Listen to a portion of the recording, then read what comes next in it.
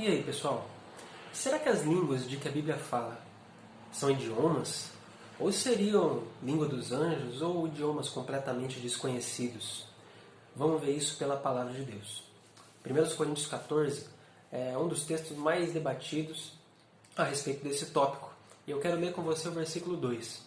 Pois quem fala em outra língua não fala a homem, senão a Deus, visto que ninguém entende e em espírito fala mistérios. Alguns teólogos importantes reconhecem que esse texto diz respeito a línguas desconhecidas, não idiomas, como o pastor Hernandes Dias Lopes.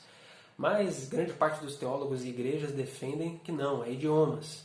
E um dos argumentos que eles usam é: em espírito fala de mistérios por causa da frase anterior, porque ninguém entende. Se ninguém entende, por isso que é mistério. Mas no contexto onde o outro idioma fosse falado para pessoas de outros povos, aí eles entenderiam e não seria mais mistério.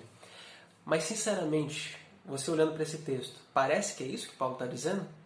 Inclusive, um argumento aqui de sintaxe, porque a ideia que ele está colocando aqui não está em subordinação, mas em coordenação, visto que ninguém o entende e em espírito fala mistérios. Claro que dá para a gente tentar colocar isso subordinado? É possível, sim, mas é improvável. Se Paulo quisesse falar, ligar uma coisa a outra, como uma relação de causa e efeito ou de conclusão, ele usaria a conjunção conclusiva, pois, porque em espírito fala de mistérios, ou algo do tipo. Não há evidências de que seja idioma por esse texto. Pelo contrário, temos uma impressão forte de que é o que Paulo começa falando. Fala a Deus. Agora, olhando para todo o contexto do capítulo, algo importante acontece no versículo 21. Na lei está escrito, aí ele cita Isaías 28, falarei a este povo por homens de outras línguas e por lábios de outros povos. Bem, considerando esse contexto, seriam idiomas, não? Mas se a gente levasse ao pé da letra, falaria a este povo por homens de outras línguas, então não seria o povo de Deus pregando aos gentios, mas os gentios pregando aos judeus. Então já começou errado, se a gente interpretar ao pé da letra cada parte dessa citação de Isaías. O que então será que está ligando a citação de Isaías ao contexto de línguas que Paulo está falando aqui no capítulo 14? O contexto nos explica. Olha o versículo 22. De sorte que as línguas constituem um sinal não para os crentes, mas para os descrentes. No contexto de Isaías, não só em Isaías, mas Isaías 6, nos evangelhos, nas parábolas de Jesus, o que era dito? Que para aqueles que eram incrédulos, o evangelho ele não era descortinado, ele ficava como encoberto, de forma que eles ouviam, mas não compreendiam a mensagem. Você percebe? É por isso que Paulo vai dizer então que línguas constituem um sinal não para os crentes, mas para os incrédulos.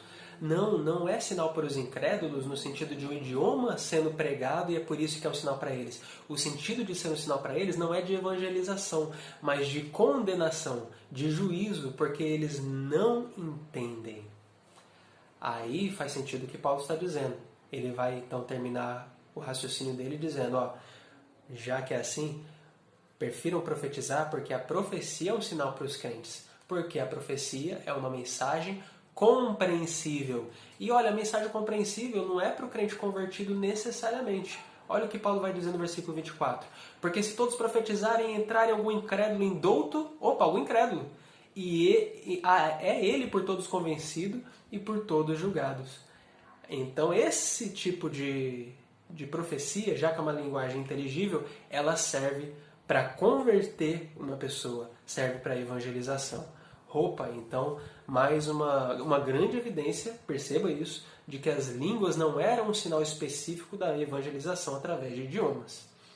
Até porque, partindo para um argumento mais lógico, existia sim uma urgência de se pregar o evangelho, mas será que faz sentido para você que Deus, em vez de capacitar pessoas com o dom do ensino ou do estudo e que estudassem as línguas e pregassem, elas simplesmente começassem a falar outros idiomas para proclamar uma mensagem, aí elas se convertessem com a mensagem das línguas e aí elas começassem a seguir Jesus? E como é que ficava o discipulado depois? É sempre através das línguas, dessa forma?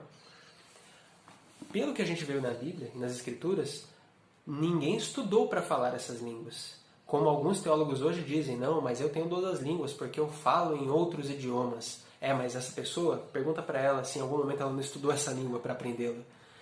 Percebe? Não faz sentido defender idiomas para essas línguas de que Paulo está falando. Ok. Então aqui não fala mais de idioma, realmente faz sentido pensar em línguas totalmente desconhecidas, porque em nenhum momento também a Bíblia vincula anjos, tá? O capítulo 13 não necessariamente vincula a língua dos anjos. Ele fala assim, ainda que eu falasse a língua dos homens e dos anjos. Mas aqui ele pode estar simplesmente pensando em dialetos, de homens e de anjos, e não das línguas estranhas do capítulo 14. É plenamente possível a interpretação que não vincula a nenhuma dessas línguas, ok?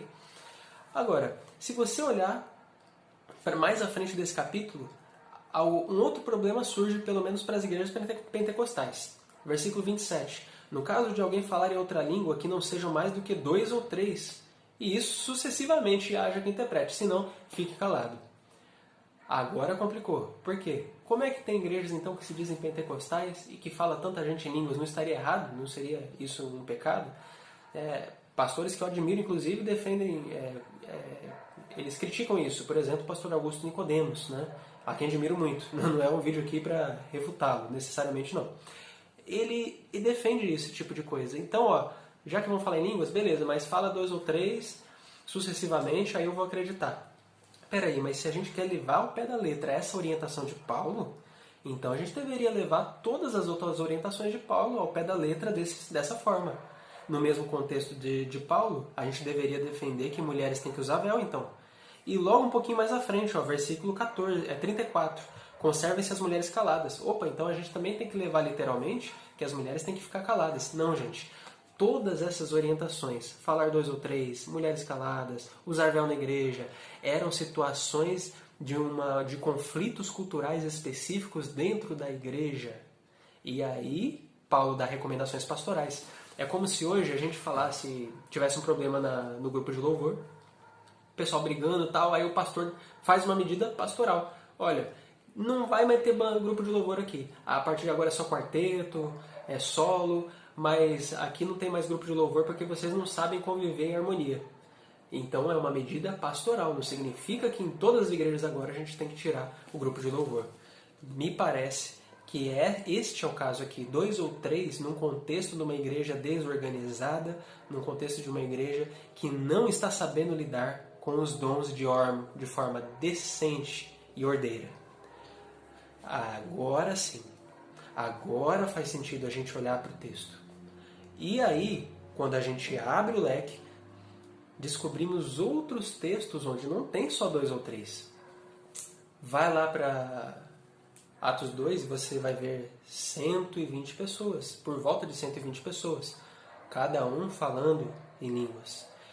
Vá para Atos 10 e toda a casa de Cornélio fala em línguas. Opa, mas não era idioma para proclamar o evangelho? Por que o próprio gentil está falando então para proclamar o evangelho para Pedro se converter? Não faz sentido, percebe? E outra, tem várias pessoas, não é só uma. E quando você vai lá para Atos 19, lá tem alguns discípulos que tinham sido batizados só no batismo de João. Paulo impõe as mãos e eles falam em línguas e profetizam. Tinham quantos? 2 ou 3? Não, tinham 12 pessoas. Mas isso é num contexto fora da igreja, em situações específicas, mas na igreja é outra história. Será? O contexto amarra desta forma? A Escritura está amarrando o princípio a 2 ou 3? Por quê? Se a gente pensar dessa forma, então temos que pensar em vários contextos de igreja também. Olha, tem igrejas pequenas, igrejas grandes, igrejas igrejas em casas, igrejas, mega igrejas. E agora, é 2 só e 3, independentemente do número de pessoas, independentemente do espaço físico? Não, isso não faz nenhum sentido. Gente, preste atenção. Preste um pouco mais de atenção em muitos desses vídeos que têm saído por aí, porque poucas pessoas têm defendido isso. Então pense a partir de hoje. Faz sentido crer apenas em 2 ou 3 idiomas? Eu, particularmente, não vejo sentido para isso. Em Atos 2, eles não ouviram na sua própria língua? Provavelmente o Espírito Santo traduziu. Daí a relevância para a igreja do dom da interpretação das línguas. Assim, mais uma observação para a gente finalizar. Alguns teólogos da internet, mais uma vez, não querendo persegui-los, pelo contrário, admiro muito a maioria deles, desses que eu cito, alguns deles vão defender dessa forma. Olha, Línguas, na verdade, nem existem hoje porque foram feitas pesquisas a respeito disso e que a maioria das línguas, segundo estudos, as línguas elas estão muito ligadas à própria dicção ou fala da nacionalidade daquela pessoa. Então, se você for lá na África, a forma de falar línguas também é diferente, mas parecido com a linguagem já existente entre eles. Dando a entender assim, que é mais uma invenção nossa do que qualquer outra coisa. Bem, a isso eu respondo. Primeiro, como foi feita essa pesquisa? Porque a gente tem muita meninice realmente nos nossos dias, temos muitas mentiras, manifestações falsas. Quando foi feita essa pesquisa? Como foi feita? Pegou igrejas neopentecostais? Utilizou o número total de pessoas? Outra, essas pessoas que falaram em línguas, todas elas usaram essa proximidade com o dialeto original ou nativo? Nenhuma delas falou de uma maneira diferente, porque a impressão que eu tenho é que realmente a minoria é legítima. Resumindo, analise as escrituras, pense consigo mesmo, veja os argumentos a respeito, mas fique com a palavra de Deus. E, se você ainda duvida, talvez você seja um cessacionista, dizendo que os dons não existem mais, não leve em conta a ortopraxia de muitos crentes. Que a sua doutrina seja terminantemente pautada pelas Escrituras. Se este dom, assim como outros, ainda existe nos nossos dias, que pela palavra do Senhor você creia nisso, no nome de Jesus. Que Deus te abençoe. Um forte abraço e te vejo no próximo vídeo. Tchau!